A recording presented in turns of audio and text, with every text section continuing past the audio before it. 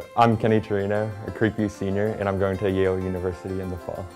My name's Garrett Chandler. I'm a senior at R.L.Turner, and I'm going to A&M to study in the fall. I moved here from Mexico City when I was 5 years old, and it was in first grade when I came here. I was born in the area. I lived in Lake Dallas for like the first year, and then my family moved to Carrollton, and I've been in CFB my whole life. At first it started with my goals in high school.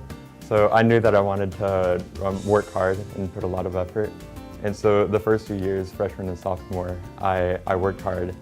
And then after that, I realized that I was performing well, and so I wanted to do something else. I really like learning, education, physics, and everything. So it started with researching universities, and I started narrowing down my options in junior year.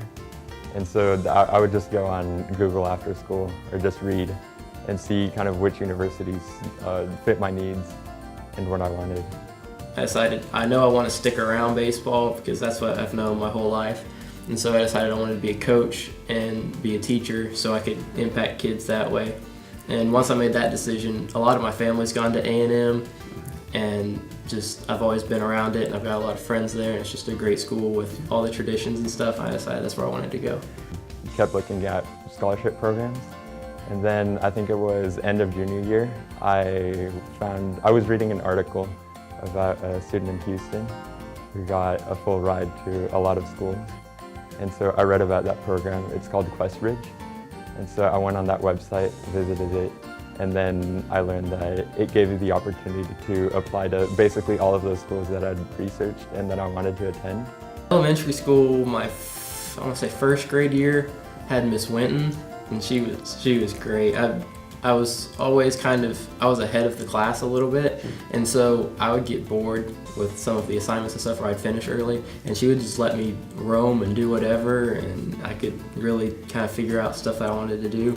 And she was really supportive in everything, and we talked a lot and just had a really good relationship. And she's still, I get a card or two from her every year, and I love hearing from her all the time. It's complicated because I think since I was little, I kind of developed my goals.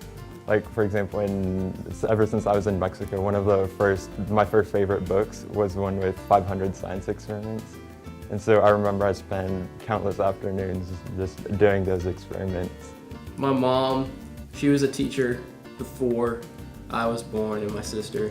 Once we were born, she kind of stepped out of it to stay at home with us, and my dad would work. If there was a person that inspired me, it would be my parents.